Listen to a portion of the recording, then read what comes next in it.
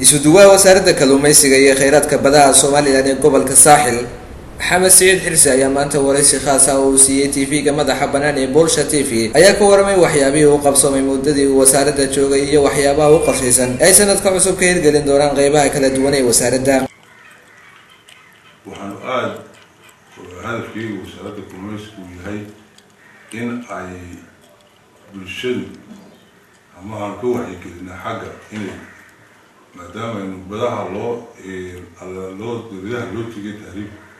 inaynu la wacsino badi weyn si aynu la soo baxno kalluunka badeena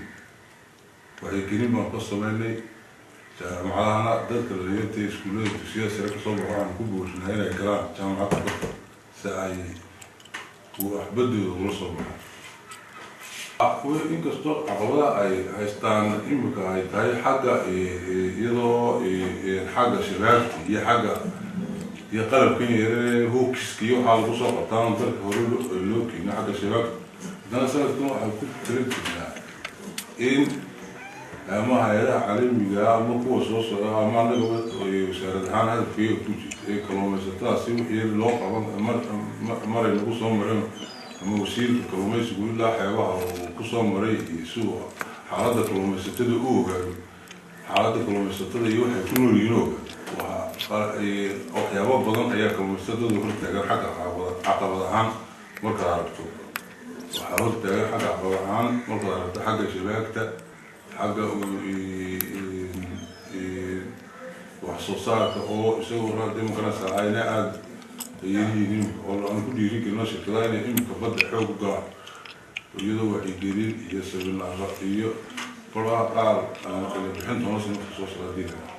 waxaa kaloo isuduwuhu ka warbixiyay tirada kalluunka laga soo saaray badda Berbera inta ay leegtahay intii lagu guda jiray sanadkii hore waxaanu yidhi wax soo saarka kalluunka xagga kalluumaysigu aad ayuu sanadkan sare u kacay sanadkan oo keliya kalluumaysatadu shirkadaha kalluumaysigu waxay soo saareen 700,000 oo kilogram oo dhiganta 700 oo tan oo dhiganta taas oo aad maalmihii biri yani sanadkii ka horreeyay ay ka badan tahay sanadkii 2013. geesta kalena waxaa iyaguna ka shirkad ahaan nooga warbixiyay qaababka kala duwan ee ay kalluunka u soo saaraan shirkadda Ceel Daraad oo ka mid ah shirkadaha ugu waaweyn ee soo saara kalluunka kana hawlgala badda magaalada Berbera iyagoo sheegay inay ka shirkad ahaan geed dheer iyo geed gaabanba u fuuleen sidii ay uga faa'iideysan lahaayeen kheyraadka kala duwan ee badaha Soomaaliland. si kastaba ha ahaatee wasaaradda kalluumaysiga iyo kheyraadka badaha Soomaaliland ee gobolka Saaxil ayaa sanadihiina dhaafay guulo waaweyn ka gaaray dhanka soo saarista kheyraadka kala duwan ee badaha kaasi oo sanadba sanadka kasii dambeeya la soo saaray wax soo saar intii hore ka badan. Khalid Xasan Nuur, telefishinka madaxa bannaan ee Bulsha TV, Berbera.